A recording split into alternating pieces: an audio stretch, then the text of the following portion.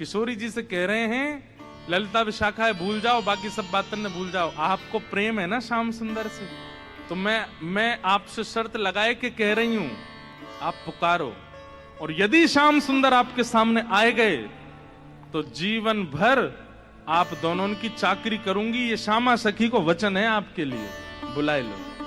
किशोरी जी बोली, देख मोते मत बोले, मैं जानू, मुझको प्रबल विश्वास है कि श्याम सुंदर आ जाएंगे, मैं बस टेर लगाऊंगी और दौड़े दौड़े आवेंगे।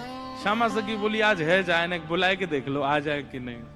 किशोरी जी तुरंत नेत्र बंद करके बैठी और जैसे ही अपने प्रियतम का स्मरण किया है, और जब कह रही हैं कि हे श्याम सुंदर मैं तो आपकी दासी हूं, जबकि ये बात गलत है। ठाकुर जी दास मानते हैं अपने आप को किशोरी जी के चरणों का। जैसे ही नेत्र बंद किए हैं किशोरी जी ने और स्मरण करना प्रारंभ किया, कहां है श्याम सुंदर, कहां है मेरे प्राणनाथ, कहां है मेरे जीवन धन।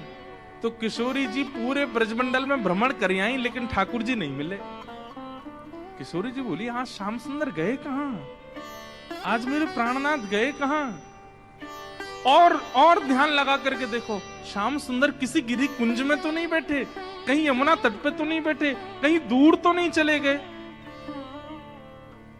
दिख क्यों नहीं रहे हैं। और तभी किशोरी जी को ढूंढते ढूंढते ढूंढते दिखाई दियो बरसानो भवन। किशोरी जी कह रही है बरसानो भवन क्यों दिख रहा है। तभी किशोरी जी को दिखाई दियो अपनो ही निकुंज, ये मेरो निकुंज काई को दिखाई दे रहा है। अरे कहीं ऐसा तो नहीं श्याम सुंदर यहीं कहीं छुप करके बैठे हैं। और मन में ध्यान से देखो तो किशोरी जी को अपनो ही अंतःपुर दिखाई देने लगो। किशोरी जी बोली, मेरे अंतःपुर में तो केवल ललिता है, विशाखा है, मैं हूं और श्यामा सखी। और ध्यान लगा करके देखो तो क्षुद्र घंटिका दिखाई देने लगी जो श्यामा सखी ने पहन रखी है। किशोरी जी बोली, ये क्षुद्र घंटिका, ये तो मैंने अभी कहीं, अरे ये तो श्यामा सखी की कमर पे देखी। और जब और ध्यान लगा करके देखो तो घूंघट के भीतर कमल नैन मटक रहे हैं, इधर उधर आंख मटका रहे हैं। तुरंत किशोरी जी ने नेत्र खोल करके गई, श्याम सुंदर आप तो सामने ही खड़े हो।